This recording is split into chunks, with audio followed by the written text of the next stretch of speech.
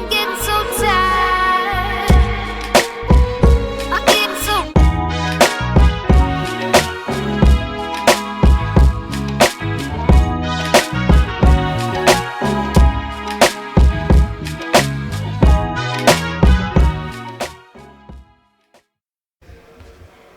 Y'all know what's going on. It's time for another episode of Doing Time with Joe.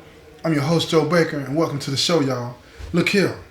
Ralph is in the interrogation room, and if you've never been in the interrogation room, I'm telling you, it's the most frightening experience that you could ever have, because it's a room and it's usually just a table and a couple of chairs in it, and they're different all over the country, right? But it's like no windows that you can see out of the room in, and it feels like it's closing in on you. You got these two individuals usually in there talking to you, and they're coming left and right, good cop, bad cop, good cop, bad cop, and they have these techniques that they use to break you down, to get you to say things that are true, sometimes things that are not true, but at the end of the day, they're piecing the story together. They build a timeline on where were you at here, when were you out there, what were you doing here, and they ask you all of these questions as if you could remember all of this stuff. And most of the time, most people just don't remember all of that stuff, so they start winging it, right? Because here's the thing about it. When you're in that box, they call it the box. When you're in that box, so you don't have to think about the truth. But see, when you're in that box and you know what you did, you're trying to be deceptive. And being deceptive causes for you to be creative. To be creative in your deception, you are lying. So what they'll do is they'll double back around and they'll ask you a question, the same question they asked you 5 minutes ago, 10 minutes ago, an hour ago. And they're writing it down and they're recording it as well. And they figure out that you lied about that. Then they don't say nothing immediately. They wait and ask you a few more questions, because they don't want you to peep the technique. And then they'll come back and say, well, you said you were here at this time. Well, now what I meant was this, and I went around the corner, and then we had a drink, and then we talked to some friends, and we did all this and that. And by the time they finish with you, they got a whole confession or an admission of being here and being there. And that's all they need for probable cause. And then they told them, I said, well, the alleged robbers got away with X amount of money. Now, we found some of that money on Muhammad. Do you know anything about what the rest of the money might be? And then Ralph replies and says, look, I told you I don't know nothing about it. They said, well, we're getting a search warrant right now to search your room. And if you tell us what's going on now, your parents won't have to go through that, because we're going to go through the room with a fine-tooth comb and the house. So he thinks about it, and then he blinks, y'all. Listen to me. He blinks. His body language tells on him. He blinks. They know he was in the shop. They know he ran away from the shop. They just need a little bit more evidence to tie him directly to the crime. You feel me? Other than his hand being on the cash register. A good lawyer can pimp that out. You understand? So when the detectives that are on the case, that are assisting in the investigation, search the room, they find a shoebox. And the money that was in the shoebox, plus the money that they found on Muhammad, matched the exact dollar amount that the owner said had been taken. He knew exactly how much money was in the cash register, because he was about to get everything out and bag it and tag it and get ready to drop it off at the bank. So he knew how much money he had, you see. So here's the thing. They tell him that they got it. And if he tells them everything that happens, he'll be okay. He'll be okay. But if he didn't, they were going to throw the book at him. Because here's the thing, y'all.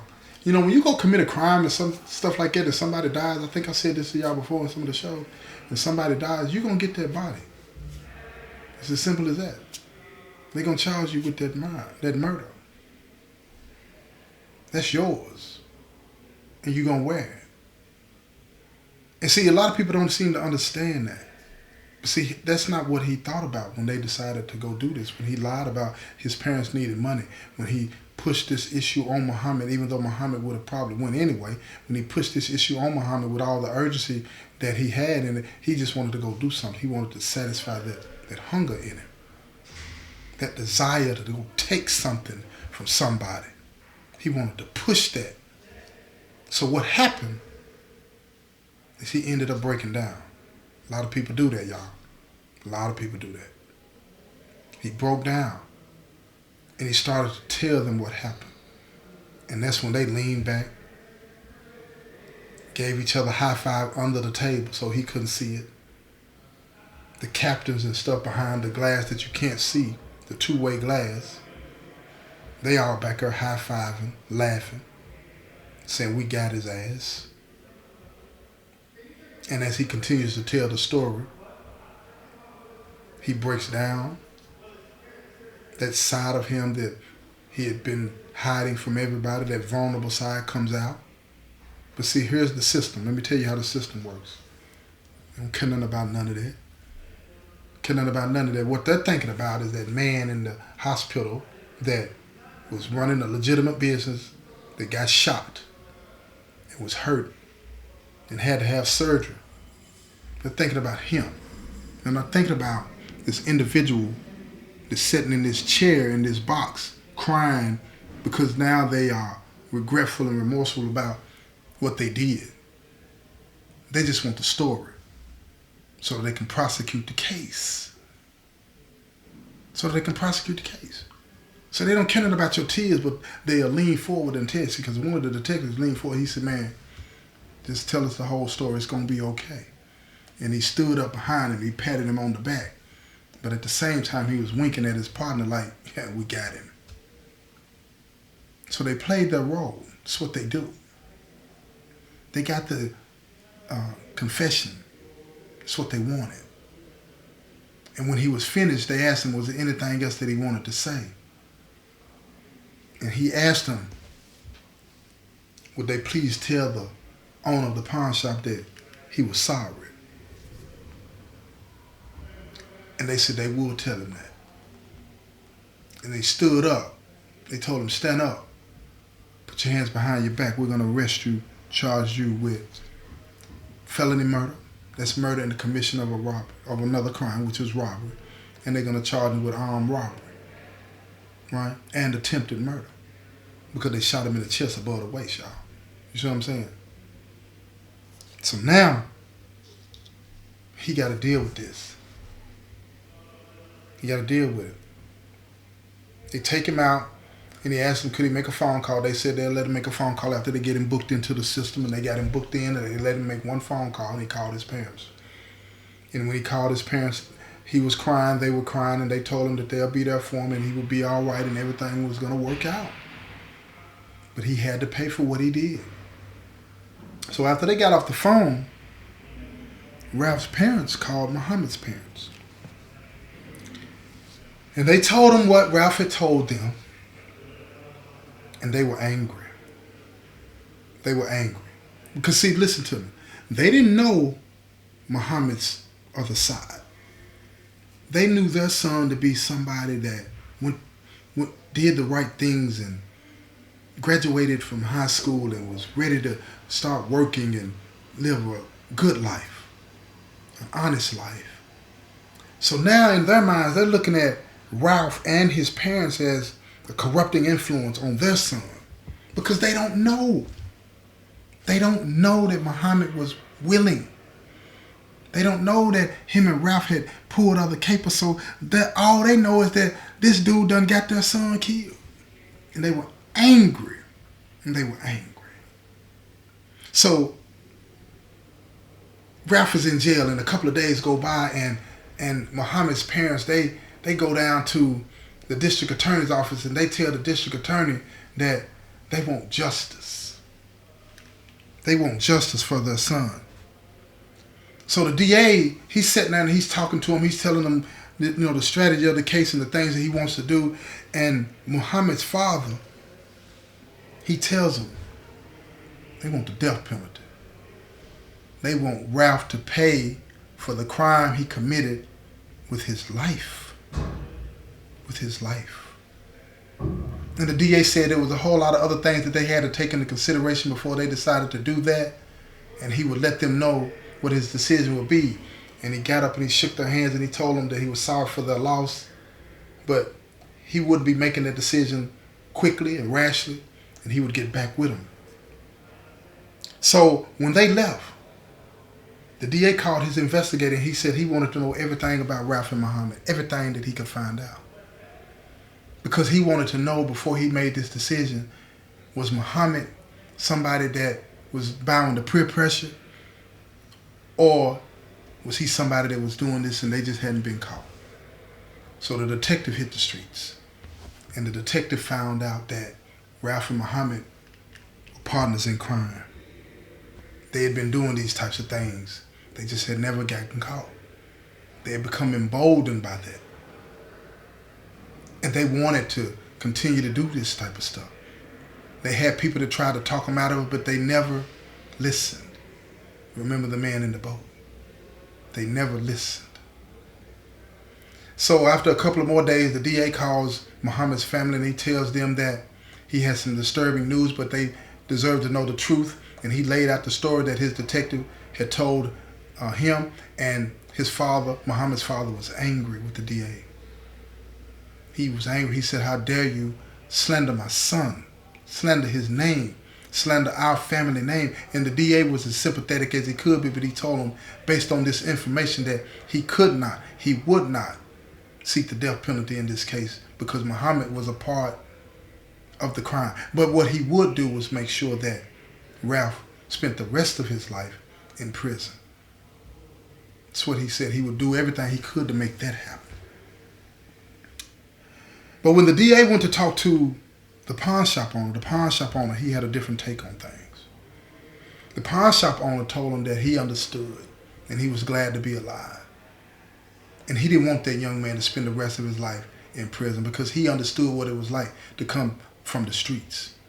So the DA talked to him and he told him over and over that this young man had opportunities, he had chances, he just ignored them. Muhammad had chances, he just took it for granted. But the pawn shop owner, which is the victim in this crime, the real victim in this crime, he said he was insistent on, he didn't want him to spend the rest of his life in prison. And he told the DA that if he had to, he would testify on behalf of the defendant and ask the judge for leniency. Not life, maybe 25 years, but not life.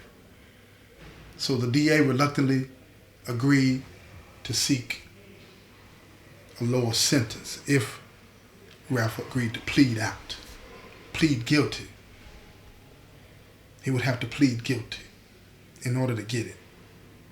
So the DA told Ralph, his lawyer, what the business was, and the lawyer went down to see Ralph and told Ralph what was going on, and Ralph, had been in jail for a while now, and at this time he's listening to everybody in the jail, and he's thinking because they come with a lower sentence that they don't have anything. So he tells his lawyer that he don't want to take the deal. His lawyer tells him, take the deal. Take the deal. Because if you don't take the deal, you're going to spend the rest of your life in prison. Period. So after a couple of days, Ralph calls him and he says, "I'll take the deal." So after about another 6 months, he gets up in the courtroom and he pleads guilty in front of the judge. Muhammad's family is there. Ralph's family is there.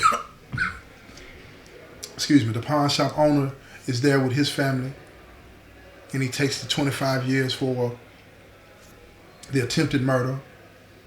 He takes another 15. He takes 25 for the murder, another 15 for the attempted murder. And he got another 10 for the gun. 5 for the gun and all this whole kinds of stuff. And they ran it all consecutive. Concurrent. I'm sorry, I'm misspeaking on a lot of things, y'all. They ran it concurrent. And he got a break. Because when they run something concurrent, that means the biggest sentence is what you're going to be doing. All the sentences are going to be running at the same time. They spared him. But see, what they didn't understand is that Ralph was sour. And he did not really fully accept responsibility for Muhammad's death because he looked at it like Muhammad went with him. He knew the deal, this, that, and the third. He had been convinced that this is part of the game. He's listening to some hardened criminals that were in jail. He's listening to them say this and that and the third, and now he's starting to adopt the way that they were thinking, the way that they were acting, and it's changing how he felt about the whole situation. He's pretending to be somebody that he's not. So Ralph gets shipped off to prison. And when he gets shipped off to prison, he runs into some more hardcore individuals. Some individuals that have been doing this way longer than he had been alive. And they had a lot of connections on the town, a lot of places that they could hit, but they needed somebody like him. They still knew people on the streets because they had been off the streets so long they had lost contact with people that could help them satisfy their demons from behind prison walls. But see, Ralph, he still knew a few people that wouldn't mind putting in a little work for a little cash, right? So he told them that he could orchestrate some things from the prison for them. And they get a cut, he get a cut, but the people that set it up, they would get the biggest portion of it, right? That's the deal. So they agreed. You see, a lot of people on the streets that's in the game, that deal with people in the penitentiary, let me tell you something. They see the people in the penitentiary as like, well, ain't nothing you can do if I don't keep my word on this deal. You see what I'm saying? And that's the type of individuals that Ralph had turned on to these old heads. I'm telling you, listen to this story because it's going to get toxic. It's going to get toxic. It's like one big dysfunctional family. I'm telling you now. So listen to it. So they set up a sting, right? See, they robbing different individuals, right? They ain't robbing no places to be in. They robbing dope boys, you know what I'm saying? People that loan sharks and stuff like that, bootleggers and things like that. People that they know got money. But these people are older, way older than them, right? You see what I'm saying? And the only reason that they're able to do this is because of the old heads that's in the penitentiary that's going through Ralph that's orchestrating all of this stuff. It's the only way they're able to pull this off. They don't know these people. They don't know the kind of money that these individuals have. But there's one thing they also don't know. They dealing with some real killers. Listen to me. If you've ever met a real street dude that live and die by that, they not taking no shorts. They not playing no games. And see, Ralph didn't understand that. He didn't even get it because the pawn shop owner was one of them dudes. He just came from that life and he left it alone and he wanted Ralph to have that second chance that he got. Again, man in the boat.